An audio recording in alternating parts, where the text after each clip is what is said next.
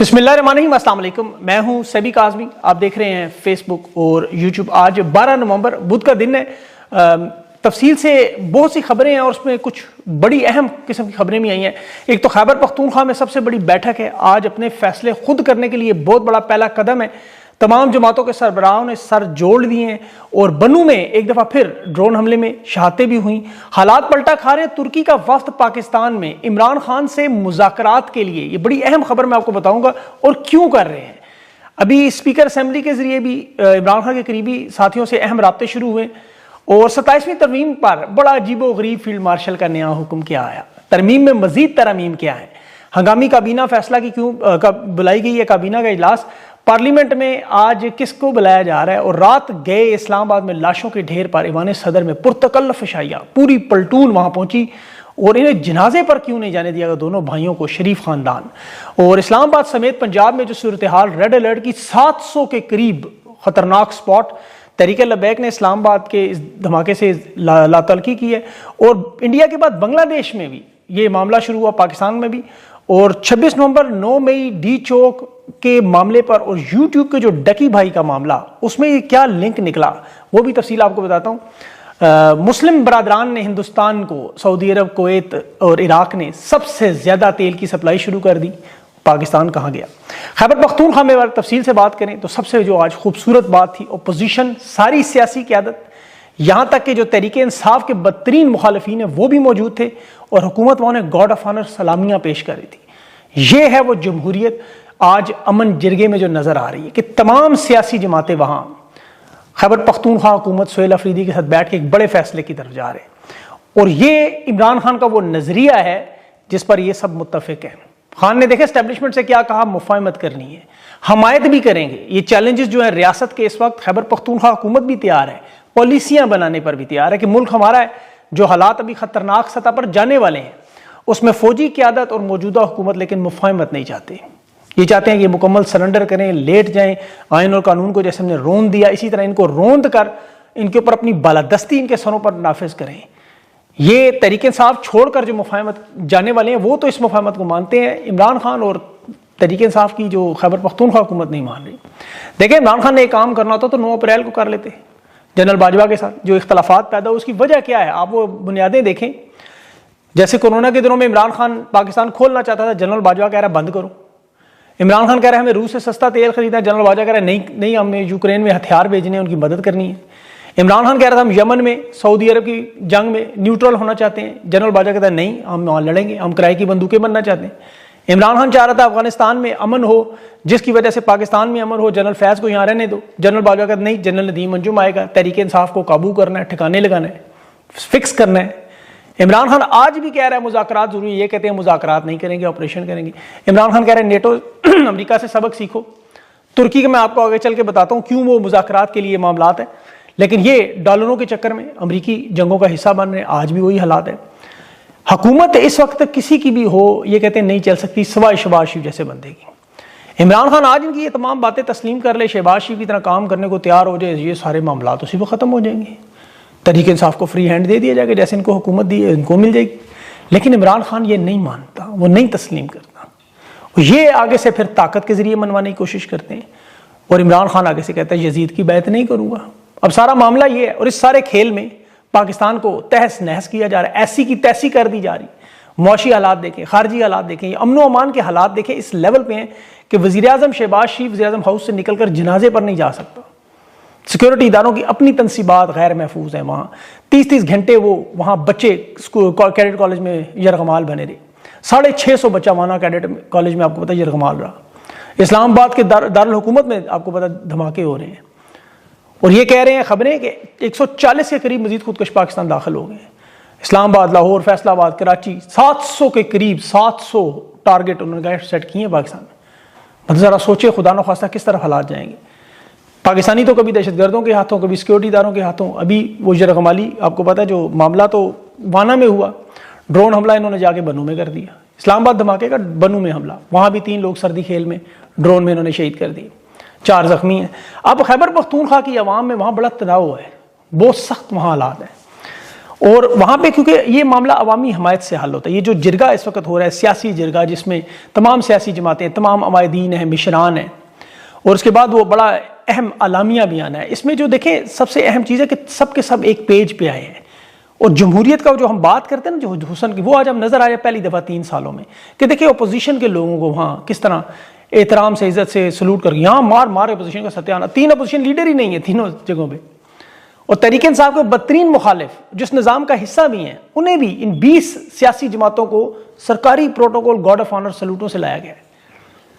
آج بڑے اہم خطابات ہیں سہیل افریدی کا بھی وہ پورا اسمبلی ہال تو اس وقت فل نظر آ رہا ہے اور اس میں سب سے اہم معاملہ کہ طاقت کا بے جا استعمال یہ بارود ڈرون بمباری یہ تشدد روکنا ہے. ایک پالیسی بنانی ہے کہ ایک دیرپا امن آئے ورنہ 2002 سے خیبر پختونخوا میں جو آپریشن لانچنگ میں 18 بڑے اور 1 لاکھ سے زیادہ انٹیلیجنس بیسڈ آپریشن ہو چکے. 5 آرمی چیف بڑے جرنیل خود قیادت کر چکے ہیں آپریشنز کی. اور جنید اکبر نے کہا آج کھل کر کے آن کیمرہ کہ یہ لانے والا آرمی چیف اور DGISI تھے جو طالبان کو یہاں لائے. انہوں نے کہا جی افغانستان کی قابلیت نہیں ہے ہم بسائیں گے اور یہ وزیر دفاع خواجہ آصف بھی جانتا ہے وہ مان بھی گیا. لیکن آج جو جنید اکبر نے بات کی وہ کوئی سیاسی جماعت نہیں کر سکتی. اس نے کہا آپ کے حکومت خیبر پختونخوا سے اختلافات ہیں اسٹیبلشمنٹ کے آپ ہمارے ساتھ نہیں بیٹھنا چاہتے نہ بیٹھیں آپ ان سیاسی جماعتوں کے ساتھ بیٹھیں ان مشران اور قبائلی عمائدین کے ساتھ بیٹھ کے ان کی کمیٹی میں فیصلہ کریں ہم اس فیصلے پر بھی عمل درآمد کریں گے. اندازہ کریں یہ جواب میں سارا ملبہ محسن نقوی نے جس طرح خیبر پختونخوا پہ کر ڈال دیا کہ جی باجوڑ سے دہشت گرد ہے. ابھی سہیل افریدی کی حکومت کو 20-22 دن نہیں ہوئے اس سے ذمہ دار ٹھہرا رہے ہیں. وہ شفیع اللہ جان نے کہا اس کا جواب کہ یہ تو ناجائز وزیر داخلہ ہے اس کی تو الفاظ کی مذمت ہے. ہم سیکیورٹی فورسز کے ساتھ کھڑے ہیں زبردستی کی مسلط کی دہشت گردی میں ہماری شہادتیں ہو رہی ہیں. اور یہ اسلام آباد کو جو IG جو پریس کانفرنس کر رہا تھا دہشت گردوں کے حملے کے بعد اس کی آپ پہلے کی سنیں تحریک انصاف کو جس طرح یہ للکارتا تھا جیسے پرویز مشرف کہتا ہے وہاں سے ماریں گے جہاں سے نظر نہیں آئے گا. لیکن جب اصل حملہ آور آئے تو پھر ان کے پاس کوئی سیکیورٹی شورٹی نہیں. یہ کہتے ہیں ہمیں کابل میں پتہ ہے کہ کہاں ہے دہشت گرد لیکن یہاں نہیں پتہ. اس IG کو جو آپ کو پتہ ہے قصور میں آپ کو واقعہ ہوا تھا زینب کیسز اور بچوں والا یہ وہاں قصور میں تھا. اسے جب لاہور میں لگایا گیا تو ثانیہ 9 مئی ہوا. اسلام آباد میں آیا تو 26 نومبر کا قتل عام ہوا. اور مزے کی بات ہے ثانیہ مزے کی تو نہیں خیر اللہ معاف کرے ثانیہ مریدکے میں یہ اسی نے اسلام آباد سے فورس بھیجی تھی. اب آپ دیکھیں کہ جہاں فالس فلیگ آپریشن ہو کھرا جا کے انہی IG صاحب سے ملتا ہے اور محسن نقوی ہے اس کے اوپر ظاہر ہے. اور اس کے ادارے کے حالات بھی آپ کو پتہ ہے. نیشنل سائبر کرائم جو بنائی گئی اس میں آپ دیکھ لیں واردات سارے کے سارے افسر اس میں 2 نمبری میں پکڑے گئے. یہ سارے محسن نقوی کے نیچے لگایا گیا ابھی نیا محکمہ. اس میں کیس میں اب وہ جاسم چٹھا نے جو ڈکی بھائی کا کیس عبد الرحمان یوٹیوب جو اب کرتا ہے مشہور ہے بڑا آپ کو پتا ہے اس کو بتایا کہ جرنیلوں کے بیٹے سٹا بازی کر رہے تھے جوئے میں ان پیسے لگاتے تھے اور پیسے جب ڈوب جاتے تھے وہ ڈکی بھائی سے کہتے تھے پیسے تم نکالو. ڈکی بھائی نے آگے سے ظاہر ہے بلا کے ان کی ایک ویڈیو بنا لی اور وہ کسی طاقتور جرنیل کے بیٹے کی نکلی. اس نے پیسے مانگے ڈکی بھائی نے کہا ویڈیو وہ میرے پاس ہے جس کے بعد اٹھا لیا گیا. اب یہ حالات ہے کہ وہ دوسرے ان اداروں کے سربراہان کے بیٹوں کے کہ یہ کرپٹو میں یا ان چیزوں میں مال بنا لیں اپنا حصہ لینے کے لیے وہ بیچ میں جو افسران آئے وہ سائبر کرائم کے وہ پھر قربانی کا بکرا بنا دی. لیکن آج جو اصل معاملہ سرکاری گرد اکٹھے ہو رہے ہیں کیونکہ فیلڈ مارشل کی طرف سے بڑا اچھا حکم آیا جی. حکم یہ ہے کہ مجھے نواز شریف چاہیے ہر صورت میں چاہیے ایوان میں چاہیے اور اس کا ووٹ چاہیے یہ آئے گا لازمی. نواز شریف ضد کر رہا تھا میرے ہاتھ سے تا حیات استثنا نہ دلواؤ میری تھوڑی عزت رکھ لو میں نے بڑے بیان دیے. بیٹی اور بھائی کو انہوں نے کہا مفت میں ہم عیاشی نہیں کرنے دیں گے. مسودہ بھی اردو میں لکھ کے دیا کہ یہ نہ کہ انگریزی میں مجھے پڑھنے نہیں آتا. انہوں نے کہا آنا ہے یہاں سیاسی قبر کھدتی ہے تو خود میاں صاحب پہنچو ہم نواز شریف صاحب 27ویں ترمیم کے لیے ووٹ کے لیے پہنچیں گے. اور یہ میرے خیال میں ان کی آخری دفعہ وزیر اعظم ہاؤس میں آمد ہوگی. اس کے بعد انہیں شاید یہ دوبارہ کبھی موقع نہ ملے کیونکہ میاں نواز شریف کے خاندان کا چیپٹر کلوز ہو جائے گا. اور شہباز شریف نے یہ عندیہ دے دیا کہ اب وزارت عظمیٰ وہ اپنے خاندان میں یعنی حمزہ شہباز کی طرف لے کے جا رہے ہیں کیونکہ مقابلہ ہے بوٹ چاٹنے میں شہباز شریف خاندان جیت گیا ہے. اور جو وزارت عظمیٰ کا کینڈیڈیٹ اب اگلا کھڑا کرنے کی کوشش وہ حمزہ شہباز کو مریم نواز کے پاس چاٹنے معاف کیجیے گا بوٹوں کو عزت دینے کے لیے کوئی جگہ نہیں ہے. آپ کو پتہ ہے یہ مزید تابع دار لوگ ہیں اور شریف خاندان میں شہباز شریف آئیڈیل ہے. بہرحال میاں صاحب کو پالکی میں بٹھا کے عرفان صدیقی کے گھر تعزیت کے لیے بھی لے کے جائے گا. کل نہیں جا سکے سیکیورٹی حالات نہیں تھے اپنے ہی دائرے الحکومت میں 3 دفعہ کا وزیر اعظم نکل نہیں سکتا سیکیورٹی ہائی الرٹ ہے ڈرے ہوئے ہیں. پشائیے میں تو پہنچ گئے لنگر پھاڑنے لیکن یہاں نہیں آ سکتے تھے. اب جو مسودہ سیاسی جماعتوں کو دیا گیا تھا 27ویں ترمیم کا، اس میں بھی واردات نکلی کہ جو انہیں دکھایا گیا تھا اس میں ساری تبدیلیاں اب کروائی جا رہی ہیں. یہ جو وفاقی کابینہ کا آج ہنگامی اجلاس ہے جس میں تمام وزراء کو بلایا جا رہا ہے، اس میں انہوں نے کچھ مزید نئے قوانین ڈالے ہیں، کیونکہ جو انہیں دکھایا تھا وہ اب پلٹ کام ہو رہا ہے. سینٹ کے سیشن کا بھی وقت بدلا گیا اور فیلڈ مارشل کو چاروں افواج کا سربراہ، پہلے 3 ہوا کرتی تھی، اب راکٹ فورس بھی ایک ساتھ شامل ہے ایٹمی ہتھیاروں والی، اس کی سربراہی بھی ان کے پاس جائے گی. اس میں دیکھیں کہ ایئر فورس اور نیوی کو ماتحت ان کے کرنا، جو پاکستان کی تاریخ میں ایک دفعہ شاید ہوا ہے. COD بنے تھے 2006 میں، اس کو مجھے یاد نہیں سال. اب یہ خبریں کیا سنا رہے ہیں خود کہ 7 مئی کو آپریشن سندور شروع ہوا. بھارت نے پاکستان پر جب دہشت گردوں کے ٹھکانوں پر میزائل حملے کیے تو 87 گھنٹے کی یہ جو جنگ تھی، اس میں جو سب سے اہم معاملہ جہاں فضائیہ نے سارا مارکا جیتا، جس میں شہباز شریف کا یہ دعویٰ تھا کہ رات 2 بجے میں فجر کی نماز پڑھ رہا تھا اور سوئمنگ کر رہا تھا اور اس وقت کٹھی سوئمنگ اور نماز. بہرحال آرمی چیف نے کہا کہ ہم حملے کا جواب دیں گے. اب یہ معلومات دینے کے 10 مئی کو آرمی چیف اور ایئر چیف کی 97 دفعہ فون کال پہ بات ہوئی. اتنی دفعہ شاید بیوی سے نہیں ہوتی. 10 مئی کو ہاٹ لائن پہ اس وقت صرف DGMOs کی بات ہوئی تھی، جنگ بندی کی. تو 97 دفعہ ان کے ساتھ کیا بات کرنی. کیا فضائیہ نے آگے اور بھی رگڑا لگانا؟ رافیل گرے تھے جب وہ لینڈ کر رہے تھے، یاد رکھیے گا. بہرحال اس میں پھر کبھی بات کروں گا. ابھی مسئلہ یہ ہے کہ حکومتی سنجیدگی کا یہ عالم ہے کہ جب 7 مئی کو یہ حملہ بھی ہوا تھا تو اس وقت بھی یہ فوجی عدالتیں کھول کے تحریک انصاف کے لوگوں کو ملٹری کی سزائیں دے رہے تھے، حسان نیازی وغیرہ کو. اب جو معاملہ ان کے لیے پھنسا ہوا ہے وہ ہے ترکی کی طرف سے. ترکی کے وزیر خارجہ، وزیر دفاع، انٹیلیجنس کے چیف، یہ پورا ڈیلیگیشن جو ہے پاکستان، یہ انہیں سمجھانے آئے ہیں فائنل مذاکرات کے لیے. ترکی نے جو افغان حکومت سے رابطہ کیا، پاکستان حکومت سے بھی، اور انہوں نے کہا کہ اگر ثالث کے طور پر عمران خان بیچ میں بیٹھے تو معاملہ حل ہو سکتا ہے. اور ترکی کو یہ بات بڑی اچھی طرح پتہ ہے. یہ میں آپ کو وزارت خارجہ کے بڑے اہم بندے کی گفتگو کا بتا رہا ہوں، لبے لباب. ترکی اس جنگ میں اپنا نقصان کروا چکا ہے بہت بڑے پیمانے پر. اس نے کہا ہے بیرونی دنیا سے آپ لڑ سکتے ہیں، باہر سے دشمن سے، لیکن ملک کے اندر خدا نخواستہ 700 جگہ حملے ہوئے آپ کنٹرول نہیں کر سکیں گے. یہ مذاکرات ترکی اپنی تجربے کی بنیاد پہ، ان کے اندرون ملک کرد تنظیم PKK سے 40 سال وہ لڑتے رہے ہیں. اس میں ان کے 40,000 لوگ ترکی کے آپ کو پتہ مارے گئے، فوجی اہلکار بھی، اہم شہری بھی، اور اس میں ان کا سینکڑوں ارب ڈالر کا نقصان ہوگا اقتصادی طور پہ بھی. ترکی نے وہاں اپنے جنوبی علاقوں میں بھی اسی طرح کے فوجی آپریشن کیے ہوئے ہیں، تعمیر نو بھی کی ہوئی ہے، سیکورٹی بھی کی ہے، امداد بھی کی ہے. لیکن 2013 سے 2015 میں امن مذاکرات تھے، جس کے بعد یہاں بالکل پاکستان کی طرح قیدیوں کی رہائی بھی ہوئی، معاملات بہتر بھی ہوئے. اس کا سارا نتیجہ آ کے 2025 میں کیا نکلا کہ ان کی کردوں کے ساتھ باقاعدہ جنگ بندی باضابطہ ہوئی ہے، ہتھیار انہوں نے ڈالے ہیں، اور ترکی نے وہ تمام علاقے جو ان کے زیر اثر تھے لے لیے. وہاں اب پرامن ہے، بالکل حکومت کنٹرول میں ہے. انہوں نے اس بیچ میں آپریشن کیے بڑے مشہور آپریشن کلان کا بڑا مشہور تھا، لائٹننگ، تھنڈر، یہ 3 آپریشن کردوں کے خلاف آپ جا کے پڑھیں، بڑے ٹھیک ٹھاک ہائی لیول پہ تھے. انہوں نے دہشت گردی کو ختم کرنے کے لیے اندازہ کر لیا کہ سیاسی اصلاحات ہیں، عوامی اعتماد ہے، اور اس پہ عوام کا بندہ ہے. اور یہی بات انہیں افغان طالبان نے بھی کی ہے کہ ان کے ساتھ تو بات نہیں ہو سکتی، عمران خان سے بات کر لیں گے. یہ میں آپ کو وزارت خارجہ کے انتہائی سینئر افسر کا دعویٰ بتا رہا ہوں. مجھے نہیں پتا کہ اس میں کیا حقیقت ہے، وہ ملنے جا رہے ہیں نہیں جا رہے، لیکن یہ اس کی خبر ہے، میں آپ کو بتا رہا ہوں. وہ کہہ رہے ہیں عمران خان کو شامل کریں، ہم آپ کو مشورہ دے رہے ہیں، آپ کی مرضی ہے. اس کے بعد پھر اس کی جو مجھے سمجھ آتی ہے، اسپیکر ایاز صادق نے جو محمود اچکزئی سے رابطہ کیا اور مذاکرات کروانے کی، کیونکہ محمود اچکزئی نے یہ ابھی اعلان کیا کہ میں آپ کو عمران خان کی گارنٹی دیتا ہوں کہ وہ کسی کو کوئی سزا نہیں دے گا، آئیں مل کر بیٹھتے ہیں، جمہوریت بچاتے ہیں. اور یہ ترکی بھی نہیں سمجھا رہا ہے، افغان طالبان کی طرف سے یہ مطالبہ ہے. اور عمران خان نے بھی دیکھے نے ایک نکاتی عمران خان نے پاکستان سے محبت کی وجہ سے کہا تھا کہ یہ تمام مظالم سب کچھ سائڈ پہ رکھ کے مجھے اور کوئی بات نہیں، صرف افغانستان سے مذاکرات کروا کے معاملہ حل کریں، کیونکہ سارا نزلہ خیبر پختونخوا میں گیا ہے. عمران خان پاکستانیوں کی جانیں بچانا چاہتے ہیں، یہ معاملہ حل کروانا چاہتا ہے کہ جنگ نہ ہو، اور یہ چاہتے ہیں ہر صورت میں جنگ ہو. کیونکہ دیکھیں ابھی بھارت میں پہلے یہ دلی میں ہوا، پھر پاکستان میں، اور اب بنگلہ دیش میں. عمران خان کو پتہ ہے کہ یہ کیا معاملہ بنایا جا رہا ہے. انہیں تو جنگیں سوٹ کرتی ہیں، انہیں ڈالرز ملتے ہیں، امداد ملتی ہے، مقبولیت میں اضافہ ہو جاتا ہے.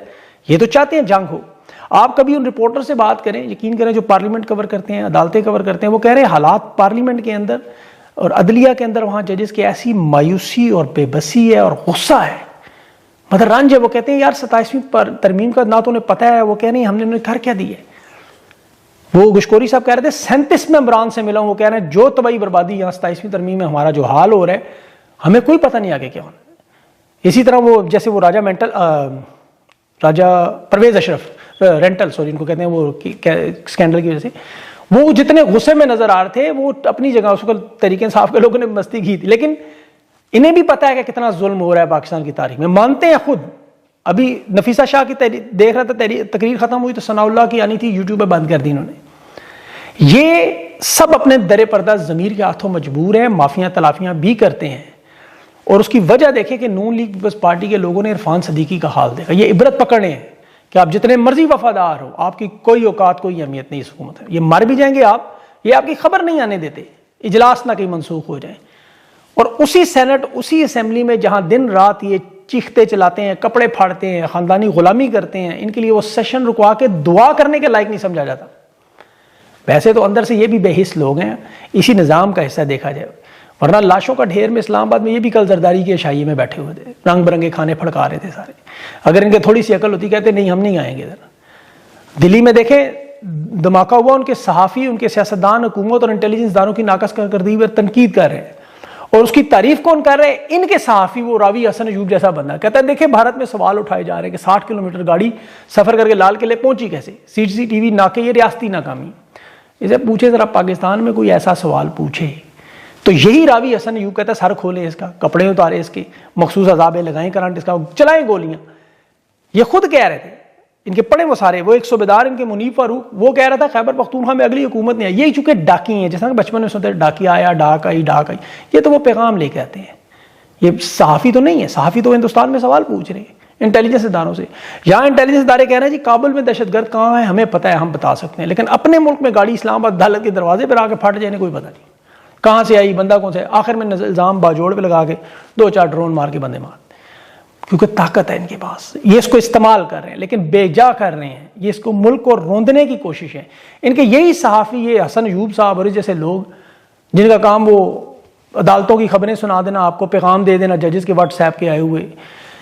وہ کہہ رہے ہیں اسلام آباد ہائی کورٹ سے 2 ججز کو بھی نکالا جا رہا ہے. نکال دیں، ساروں کو نکال دیں. ہم تو کہتے ہیں عدالتوں کے حالات تو آپ کو پتہ ہی ہیں کیا ہے. اب دیکھیں یہ سارے معاملات، جس طرح امن جرگے کا معاملہ ہے، خان سے ملاقات کا جو معاملہ انتہائی اہم ہے، اس میں عمران خان کا پیغام اس ساری صورتحال میں، کل کی جو ملاقات نہیں ہوئی اس میں مسنگ ہے. اب جب تک یہ لنک جڑے گا نہیں آگے معاملہ بڑھے گا نہیں. تو اس میں سب سے اہم معاملہ، اگر ان کے پاس پیغام پہنچ جاتا ہے آج شام تک، آج رات تک کوئی عمران خان کے پیغامات آئیں گے، تو اس صورتحال میں مزید جو پیش رفت ہوگی وہ میں آپ کو اگلے ویلاگ میں آپ کے سامنے رکھوں گا. اپنا خیال رکھیں، مجھے اجازت دیں. اللہ حافظ.